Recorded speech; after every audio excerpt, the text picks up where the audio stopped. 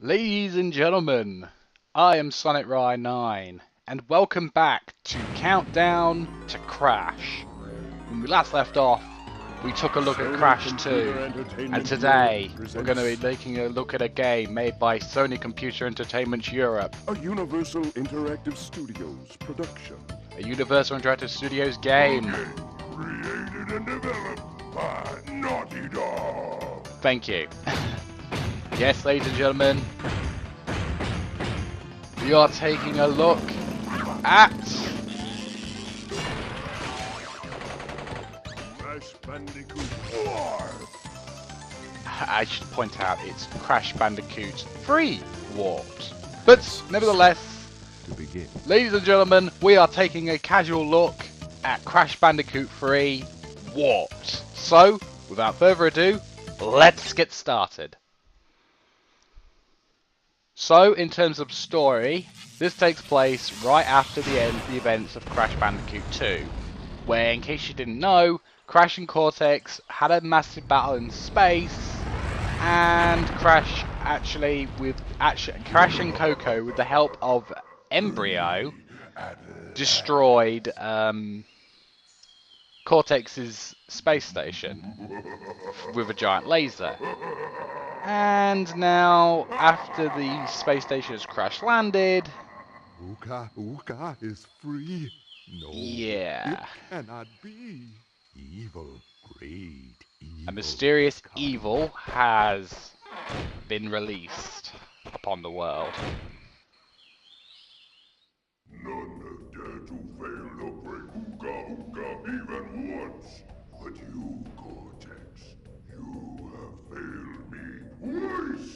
Great Uka, it was that infernal Bandicoot from deep inside. So yeah, this is the almighty Uka, the twin brother of Aku, who is the mask who follows Crash and Coco, and also happens to be the boss of Cortex, the one who has been asking Cortex to get all the crystals in the last few games. Or should I say in the last game. Setbacks? And failed. But since your bumbling has managed to set me free, I am feeling generous. There is still a way for us to amass the power needed to enslave this miserable planet. And this time the great Uka will make sure that you do it right. After And that was Dr. Entropy. my evil twin, Uka has been freed from his underground prison. Long ago, I locked him there to protect the world from his malice. Now, free once again, he must be stopped. And off we go. By the way, yeah, that polar bear, nowhere to be seen in this game. This time-twisting machine to gather crystals that lay scattered across time. I have brought you here to recover the crystals before. How did he they get go us here? How Did he get us here in the first place? Did he teleport us here? And then jump into the portal. Good luck. So, welcome everyone to the brand new warp room. I'm sorry if you could hear my background, the window. It's kind of windy outside. But anyway, this is the replacement for the Crash 2 warp room. While this isn't actually officially given a name in the in-game here, it is actually called the Time Twister, going by the Insane Trilogy game. And this acts as our area where we can choose levels and of course save and load the game. So here we are, we have 5 buttons here, and stepping on a button will actually activate a portal to allow us to travel to each level. And each level is going to be different from one another. So let's just go in order for the sake of going in order. So, Toad Village, let's go.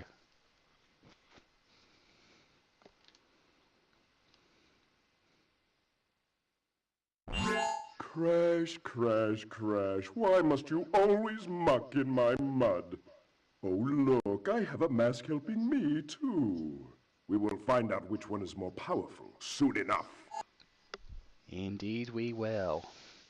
Welcome, ladies and gentlemen, to the first stage of Crash 1 Toad Village. So, as you can probably tell, gameplay-wise, it is roughly the same as Crash 2, even with the use of analog control again, which is very nice.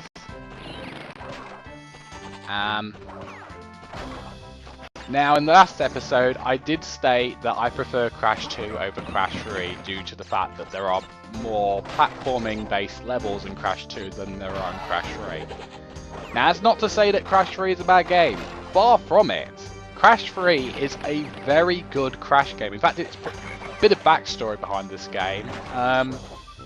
This was actually one of my very first games I ever played for the PS1.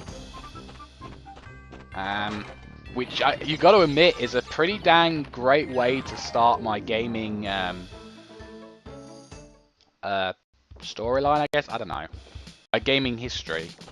It all pretty much starts off from either Crash 2 or Crash 3. I can't exactly remember what I exactly started with in terms of the game that I played on the PS1, but I know it was a Crash Bandicoot game, so it was either this or Crash 2.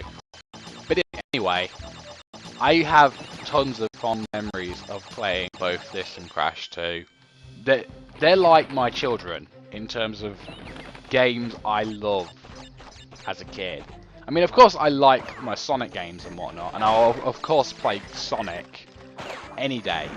But if I wasn't in the mood for Sonic, I would go straight to Crash instantly. I don't know, it's just something about this just drew me in, and you know, I like the graphics, I like the art style, I like the characters. It's just really fun to play as well. Anyway, we have in terms of our main objectives, we're basically trying to get through the level and pick up the crystal. Pretty much the exact same as Crash 2, pretty much. We've got to go through each of the levels, find the crystal in the level, and get to the end of the level, pretty much. Anyway, we managed to get both a crystal and a gem. Awesome. Now you're probably wondering, what the heck is that key? Well, that, my friends, is Time Relic. I'll probably show one off later, but for now, we're just going to go through all the levels and pick up all the crystals. That's my plan for this now. Anyway, time for a gameplay shift with an underwater level. A 2D underwater level. And these levels I'm not exactly that big of a fan of. I mean, it's okay, but I'm just not that big of a fan of the 2D underwater levels.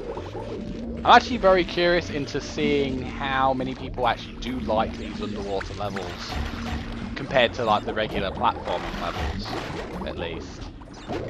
Anyway, you probably noticed though that there are specific boxes that have been rotating in terms of like what's on them. So there's like one that is a question mark, or it could be a life or whatever. Basically, these are a new type of boxes, and they're I think they're called roulette boxes, in which they switch from one type of box to another type of box, then to another type of box. If you take too long and the counter on the box reaches, well, it doesn't reach a certain number, but you know, once it reaches the end of its rotation, it will then turn into an iron crate. And when an iron crate appears, you are unable to actually destroy the crate, which is very annoying, especially when you're trying to do a trying to get all the boxes in the level, which yes, you have to do again in this game. I'm hugging the floor because I know that was extremely close. I'm hugging the floor because I don't want to lose my jet ski thing. Anyway, let's not get electrocuted here, folks. Now, as always, this is not this is not a playthrough.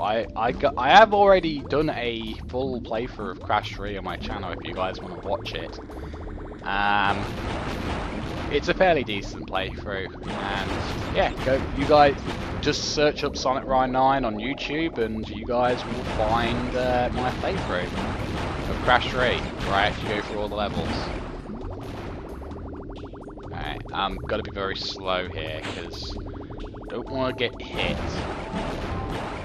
Remember, the only way to actually get some of the boxes in the reefs, you have to use this jet ski thing, which is very annoying.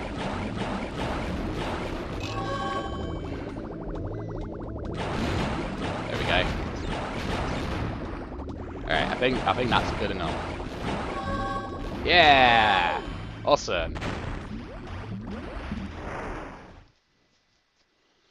Doing pretty decent so far. We're getting both the crystals and the gems.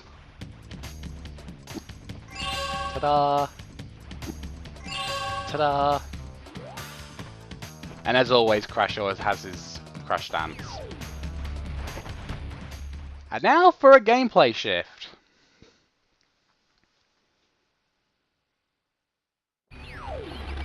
Yes, ladies and gentlemen, we're playing as Coco. For the first time in the Crash Bandicoot series, Coco Bandicoot is fully playable in a Crash Bandicoot platformer.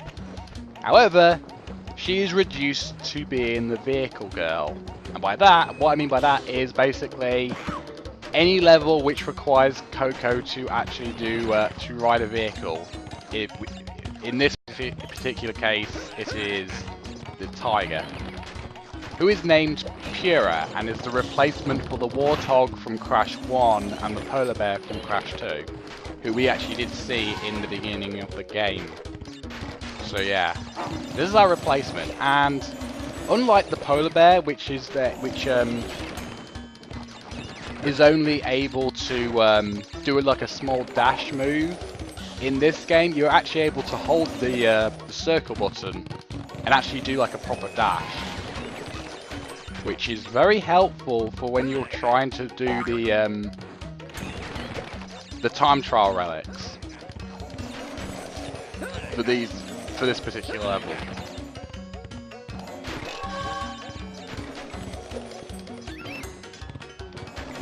Don't mind me if I'm a bit silent. I'm trying to get the boxes on a level in which I can't stop.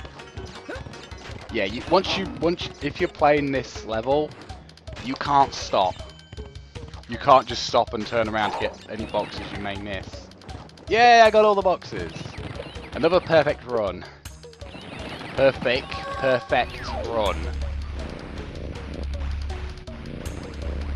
Awesome. Whoosh.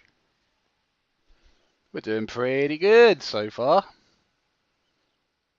You know.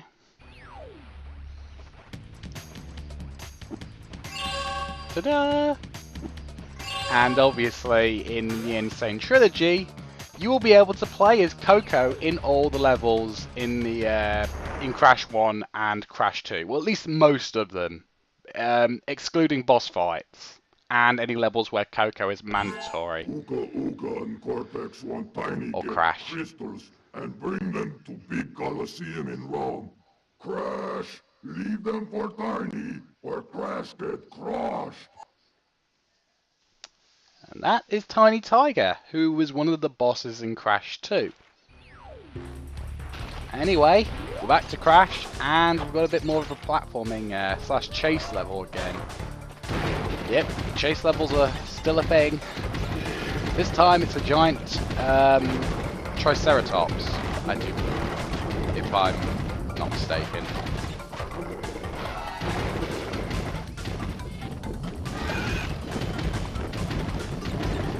So as always, just keep running, and if you miss a box, don't worry, the Triceratops does actually count any boxes that the Triceratops hits as a box that you smash, so it does go towards the final total, which is very helpful. Anyway, boing, boing.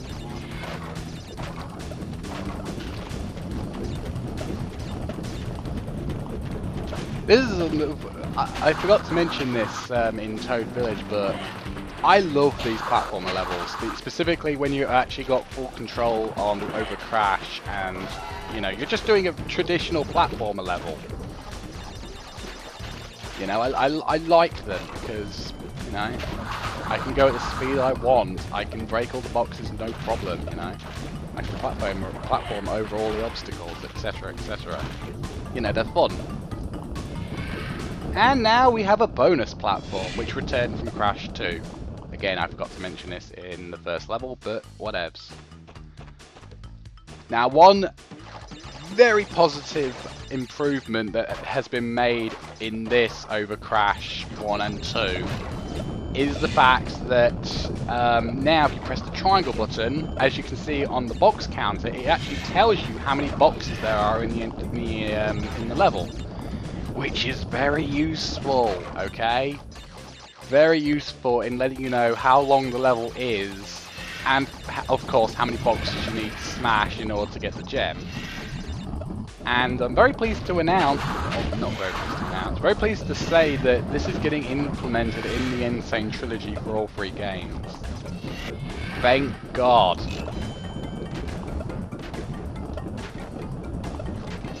I know there's probably going to be some Crash purists who are probably going to hate some of the new changes to Crash 1 and Crash 2 because it's not original enough, but, you know, I like to see improvements, okay? I like to see they make some of the harder games just that little bit easier for players who aren't experienced at, you know, games like this. You know, especially like the young kids who are probably going to play Crash for the first time. Coming off from like Skylanders, for example. Remember, there are kids out there who have never heard of Crash, but are going to be playing. God damn it! Who are going to be playing the new game and going to be like, "Oh, it's Crash! Wow, Crash is in this new game. I never thought he'd get his own game." You know, and they'll play this and be like, "Oh my God, why is it so hard?" You know, they'll be wondering why the difficulty is just so difficult. I bet you right now. And they'll complain and then, you know, so on. I'm rambling, I don't know why I do that. Anyway, gem.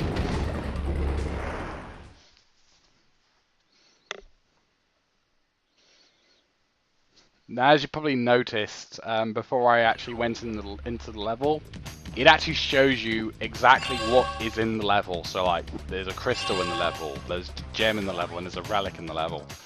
As you saw for that particular level, there are 2 gems. The second gem is presumably coming from one of the gem paths, the coloured gem paths. Because remember, the coloured gems are returned, and again, you've got to go out of your way to collect them. There are backdoor entrances and so forth. Anyway, time for another Coco vehicle level, this time on a proper jet ski. These levels are alright, I guess. I mean, again, I'm just going to say this right now. I don't hate Coco. I think she's a really cool character, and, you know, I like the fact that she's smart and, you know, she's got a cute, you know, look to her. I like her. But it's just some of the vehicle levels that they've given her just aren't that great. I mean, I like the purer levels, and I find these levels to be okay. Not great, nothing really special, just okay. And again, I'm going to be really interested in seeing what changes they've done to some of these vehicle levels in the Insane Trilogy, whether or not they've fixed the controls or not. Made them control better, or, you know, what they've done to the water physics and so forth. You know, I'm always into seeing how remakes, what developers do with remakes to classic franchises, especially in the case of Crash. Anyway, a bit of a fun fact about Crash 3, or particularly any Crash game released on the PS1. There was actually a few differences between the releases of the games, depending on where you lived. Apparently, the PAL version, or the Europe version of the game, was actually made harder compared to the NTSC slash American version of the game, which I find very odd. Why make the game harder just because we live in the UK? That makes no sense. Why not just make them all the same game? Give all the games the same amount of difficulty and so on. I don't know, it's just something that bugs me. But anyway, now that we got all 5 crystals in this particular world, we can face off against the boss. Let's get him.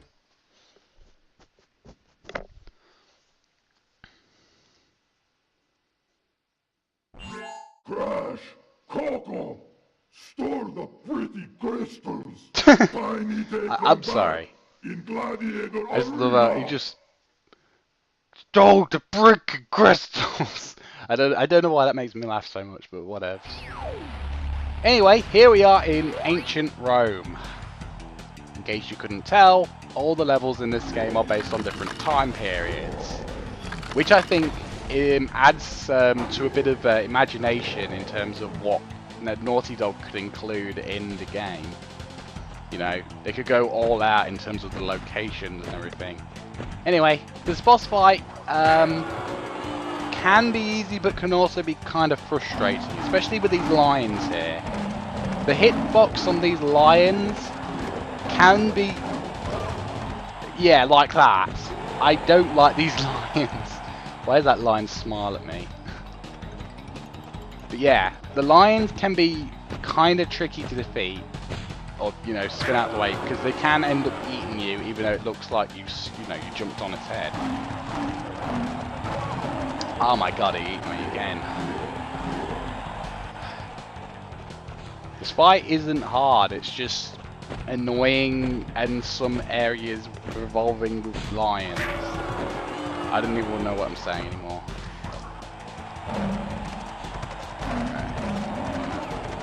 Okay. You!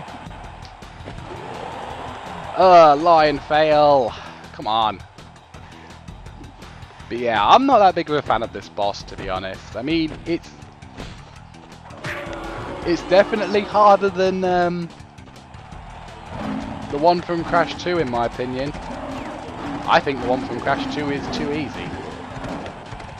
But this is definitely challenging. I can give it that merit. Die. I've never actually seen if Tiny actually gets its thing unstuck and actually, you know, just continues jumping around. I don't like being trapped by lions. Anyway, one more hit, and he will be done. And he's out of there! And, one new thing that's been introduced in Crash 3 here is that after you defeat a boss, you get a power-up. In this case, it's the supercharged body slam. For a more powerful belly flop, press the X button to jump and then press the circle button at the top of your jump.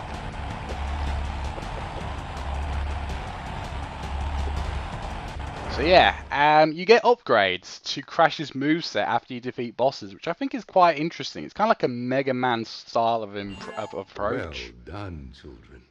By defeating To Tiny, beating bosses, you get more to the powerful, next you get more time travel moves, area. etc. Go back to the center of this time twister and save your progress if you wish. From there, you will see that the gate to the second time travel area is now open. Huzzah! I never thought we'd beat the first world so quick. Right. And what's really cool is that once you beat the boss, you can step on their button again and retry the boss if you guys want to like retry the fight. But anyway, now I'm going to show off what you do with the relics. Being that we have time. Why must you continue to be a thorn in our side? What? Where was I? Oh, Tiny was a good fellow. He hated everyone and everything, but a good heart nonetheless. Please be more reasonable with my minions next time. Okay, sure. Okay, so I was kind of hoping that the cutscene would appear for explain this, but it didn't. The other cutscene cut in front of it. So as you can see, you guys can probably see that golden clock stopwatch thing. If you run into that, it activates time trial mode, and basically, once you've entered time trial, it's a race against time to beat the level as fast as you can. And along the way, you will see different yellow coloured boxes with the numbers 1, 2 and 3 on them.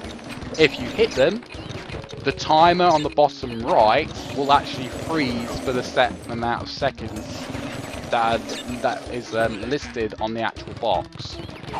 So if you hit the 1 box, then the timer will be frozen for 1 second. If you hit a 2 box, the timer will be frozen for 2 seconds, and if you hit a 3 box, the timer will be frozen for 3 seconds. And you basically keep going until you beat the level. Like so. 27:56, not a bad time. I think that's at least a gold. Yes it is, awesome. At least it isn't sapphire, you know. Yeah, but I don't really care. But yeah, that's pretty much what time trials are. And basically you've got to do that exact thing in every single level in order to get the good ending in the game, which is very annoying, but whatever. And once you beat the boss, you can actually access the next set of levels. As you can see, we've got level 6, which is Gee Whiz. Excuse me, Hang 'em High. Hog Ride. Tomb Time. And Midnight Run. You know what? I'm going to show off one of these levels because I've got some time left, surprisingly. I'm going to show off one of the levels which we got shown off recently. The bike level.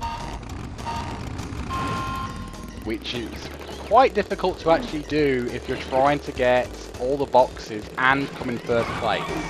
Yes, I want to repeat that. You have to come in first place in order to get the crystal in this, so...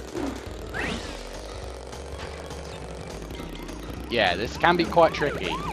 But I believe it's doable. As long as you don't, you know, crash, and you keep your speed up, I think it's possible. You just gotta make sure you don't crash, and you make sure that you hit every single box on the road. Luckily, there's not that many boxes on the road in the first place, so, you know. But it's definitely doable. Whoa, freeze frame. Come on, come on, come on, come on, come on! Ah! I was so close! Ah, damn. There's me trying to show off. But I got a gem. But no crystal. You know what, I'll just get the crystal in, we'll do Gee Whiz, and I think that will be a good point to end the episode on. Yeah, the episode of this series. So as you can see, again, with Crash 3, they also introduced the element of playing similar levels, but at different times of day. So you may remember Toad Village. Well, this is basically Toad Village, except this time it's done in sort of a sunset sort of feeling, instead of daytime.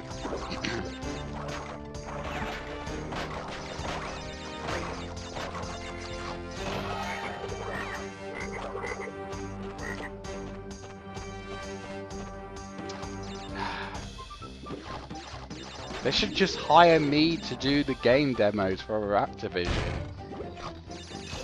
Because look at me. I'm getting all the boxes. I'm not getting stupid deaths or anything or any of that. I'm actually doing well at the game.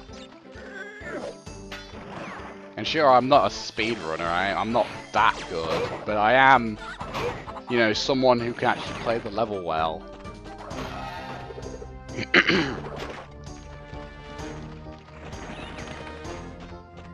This is one thing that really annoys me when it comes to certain Crash Bandicoot and Sane Trilogy videos.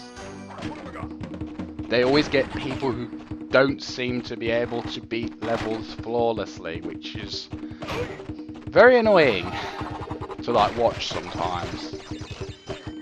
But whatevs. I'm still excited for the game, you know.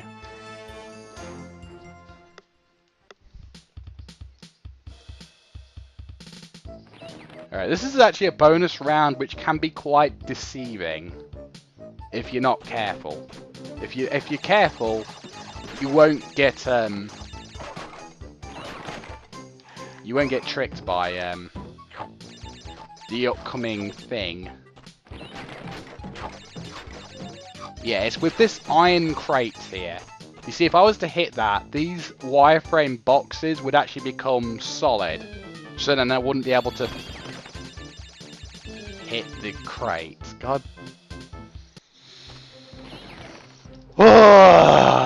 Why do I even bother? Let's do it right this time. Let's not mess this up. I'm hoping you guys are enjoying this, you know.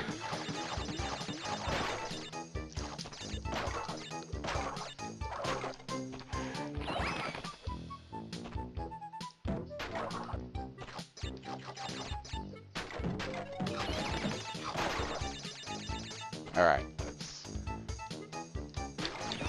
There we go. That's what I wanted to do. See?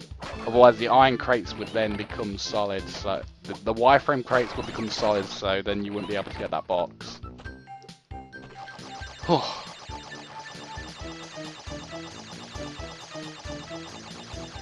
Let's try and at least get one last gem and the crystal, obviously, before we end this episode.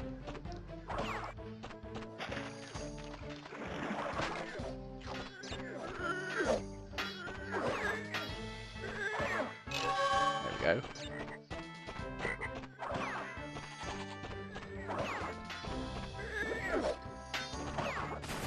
Boom. Boom. There we go. Awesome. Right.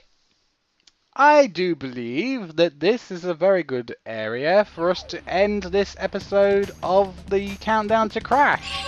So, I want to thank you guys so much for watching this episode of the Countdown to Crash. If you did, please leave a like, comment, subscribe, stay tuned for more, and join me next time, where Crash will instead do something a little bit different.